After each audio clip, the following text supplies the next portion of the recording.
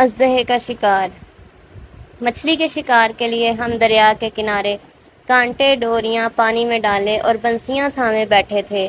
यहाँ साथ साथ 3 दरख्त थे जिनसे टेक लगाए हम 3 दोस्त बैठे थे। हमें इधर आते देखकर कई लोगों ने मना किया कि उधर ना जाओ, वहाँ एक अजदहा देखा गया है। हमने सुनी अनसुनी कर दी और यहाँ आ बैठे। खालिद ने कहा, हम इसीलिए तो यहाँ आए हैं। अजदहे के खौफ से मछलियों के शिकारी इस तरफ नहीं आते और यहाँ खूब मछलियाँ मिलती हैं, और फिर हमारे पास ये बंदूक भी तो है। उसने थैले में पड़ी बंदूक को थपथपाते हुए कहा। उस वक़्त शाम ढल चुकी थी और चांद निकल आया था। आसमान पे चांद सितारों का कारवां रवां दवां था। दरिया के पानी में चांद सितारे यूं झिलमिला रहे थे जैसे जुगनों, लहरों और दायरों में तहलील हो गए। हम खिलखिलाकर हंस पड़े। हश, खालिद ने हमें खबरदार किया। क्या अजदहे को यहाँ बुलाने का इरादा है? हम एकदम मुहतात हो गए। अहमद ने बंदूक में गोलियां भर ली और हम लहरों पे नज़रें जमाए मछलियों का इंतज़ार करने लगे। काफ़ी देर बाद मेरी डोरी में हलचल हुई। मैंने मजबूती से स्टिक पकड़कर डोरी खींची तो देखा कि वो तकरीबन 1 किलो वज़नी मछली थी।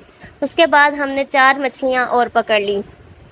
आज हमारा इरादा थैला भर के मछलियाँ ले जाने का था, इसलिए हम मज़ीद मछलियों का इंतज़ार करने लगे। चांदनी रात और ठंडी हवा की वजह से हम पर सुस्ती सी छा गई थी, लेकिन अजदहे के खौफ से हम बार बार संभल जाते, मगर आखिर नींद हम पर हावी हो गई और हम स्टिक थामे ऊँघने लगे। जाने रात का कौन सा पहर था कि मेरी आँख खुल गई। सीने पे सख्त दबाव महसूस हो रहा था। मैं ज़रा भी हरकत नहीं कर सकता था। पहले तो कुछ समझ में ना आया, फिर अचानक मुझ पर यह खौफनाक इंकशाफ हुआ कि अजदहे ने मेरे जिस्म के गिर्द बल डालकर मुझे अपनी गिरफ्त में जकड़ रखा है। अब मेरी आंखें पूरी तरह खुल गई थीं।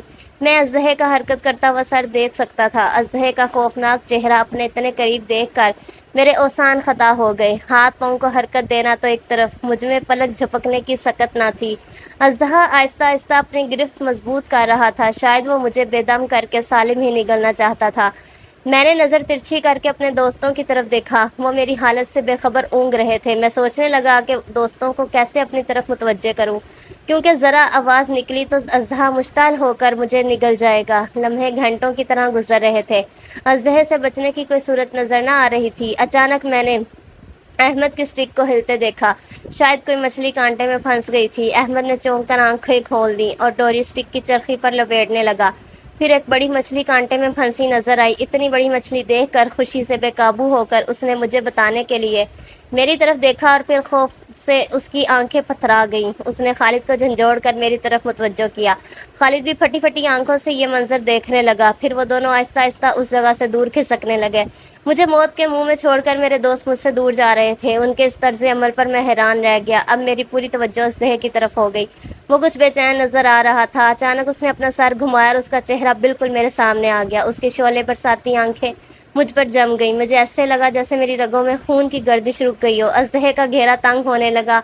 मुझे महसूस हुआ कि अभी मेरा दम घुट जाएगा। फिर अजदहे ने मुझे निगलने के लिए अपना बड़ा सा मुँह खोला। उसके खौफनाक दांत चांदनी में चमके। मैंने दहशत से आंखें बंद कर ली। उसी वक़्त का दिन फाड़ देने वाला एक धमाका हुआ। फिर मुझे अपना कुछ होश ना रहा। जब मुझे होश आया तो मेरे दोस्त मेरे मुंह पर पानी के छींटे मार रहे थे। मैंने उठकर उस तरफ देखा जहां कुछ देर पहले मैं बैठा था। अब वहां अजदहे की लाश पड़ी थी। उसकी खोपड़ी के परखच्चे उड़ गए थे। दोस्तों ने बताया कि वो दानिस्ता पीछे हटे थे ताकि अजदहा मुश्तल होकर मुझे नुकसान न पहुंचा दे।